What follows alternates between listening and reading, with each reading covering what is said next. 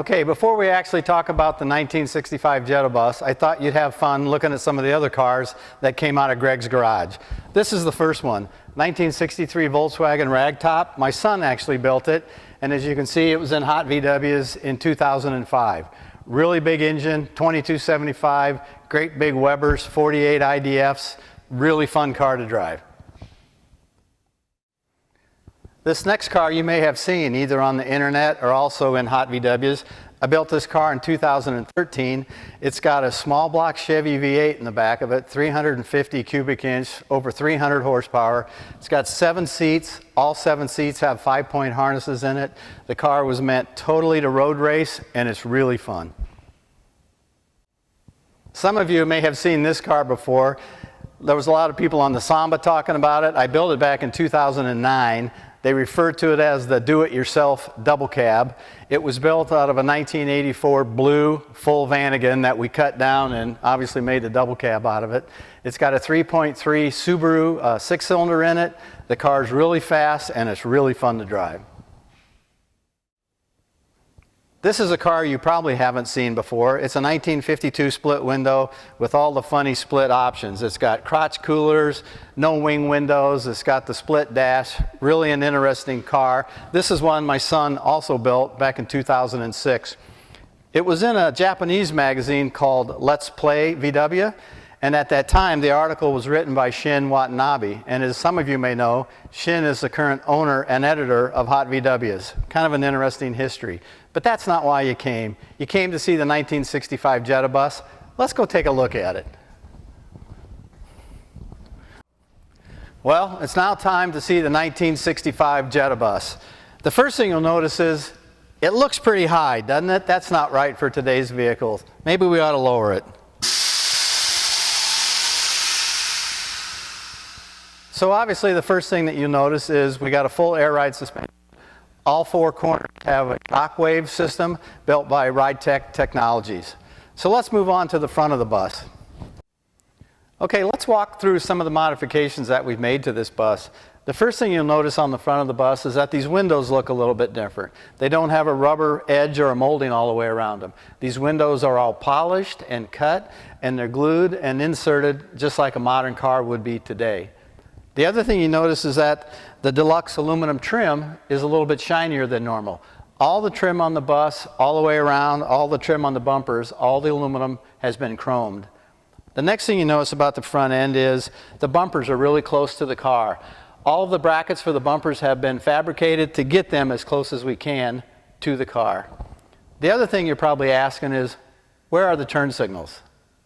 Most of you that know 1965 buses know that the turn signals are right here, and it's what we call the fried egg. And you can see the turn signals aren't there. So where are the turn signals? Well, the daytime running lights also play a second role as turn signals. The next thing that you bus owners will notice is that there aren't any windows here. And typically what belongs here is a sliding window with a wing window. What you're looking at is a custom-built cap to cover the window so that when we're not driving in rain or cold weather, we don't have to have the sliding windows in the way. You're probably wondering where the windows are. We'll talk about that in a minute. You know, I like the looks of a pop-out on a split window, but I didn't like the looks of the metal frame and the rubber edging and all that kind of stuff. So we made windows that are totally polished. They're rimless. They still pop out like a regular bus. When we get to the other side, we'll talk about how they actually work. Okay, so now we're on the inside of one of these windows, and just how do they work? Well, it's got the same clasp and the latch mechanism that's on a standard split window bus, but you can see here it's got entirely different hinges. These hinges were all custom made. They're made out of stainless steel and they're polished. They were made by a company in Omaha called Herman Engraving, and you can see they work just like a normal pop-out.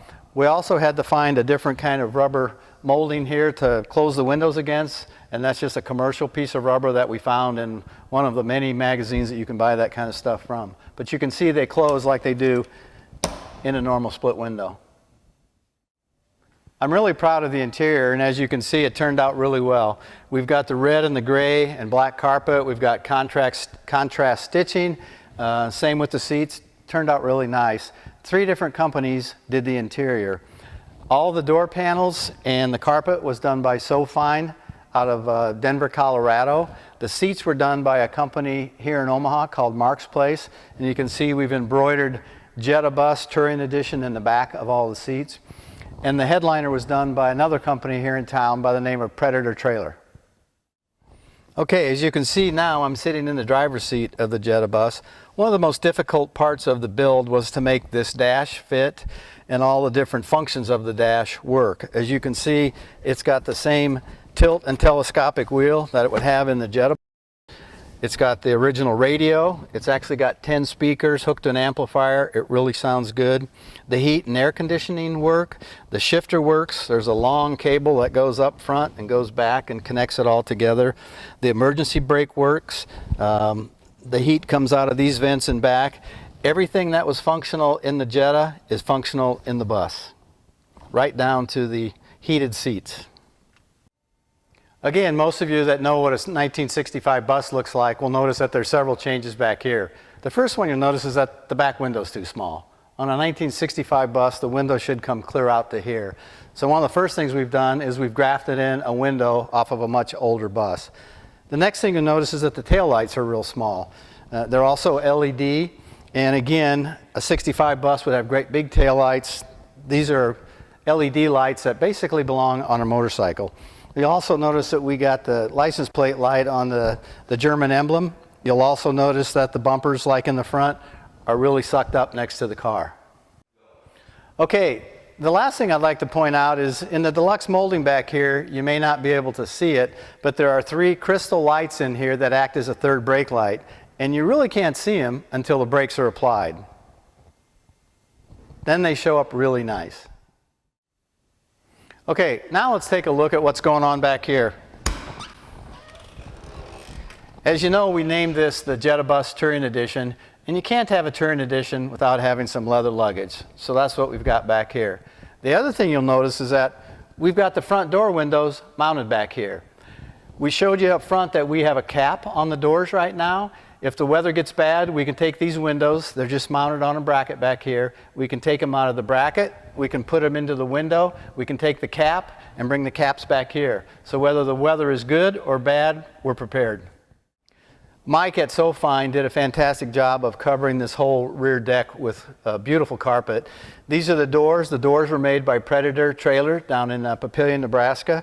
They're highly insulated. You can't hear the engine at all, and it keeps the heat out of the engine bay. So let's take a look.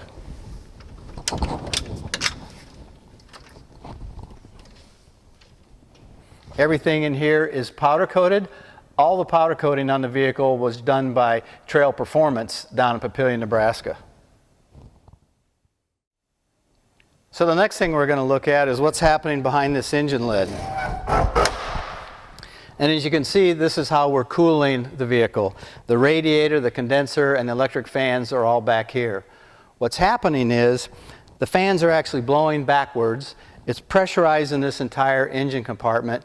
And what used to be fins on the side of the bus for pulling in air is now exhausting hot air. In addition, the 2 battery trays that were on each side of the engine, the bottom of those trays have been cut out, and now the hot air is flowing right out the bottom of where those battery trays used to be. The disc brakes came from Red 9 Design, the same as the entire front end. Calipers are from a company in Europe called High Spec, and they're 4-piston calipers in front and 2-piston calipers in the rear. And the rear calipers, or the rear rotors actually, are the front rotors from the Jetta taken in back. We needed the entire hub because we shortened the axles in back, and we needed all those gears and all the teeth to make those axles work. So again, Red 9 supplied basically a complete 4-wheel disc brake system. In addition to the dashboard, one of the other features of the vehicle that was really difficult to build was the entire suspension. The front suspension, as I've mentioned before, came from Red 9 Design in Europe. We've modified it with a couple of modifications. It originally came with coilover shocks. We've taken those off and we've put the air ride shock waves on it so that we have air ride suspension. The other thing that we have done is taken the rack and pinion steering and we put power assist on it from, believe it or not, a Polaris ATV. It has its own separate computer, so it knows when you're trying to turn left or right. So now we not only have the 4 computers that came with the Jetta, we got another one on the front end. There's 5 computers in this car, pretty complicated.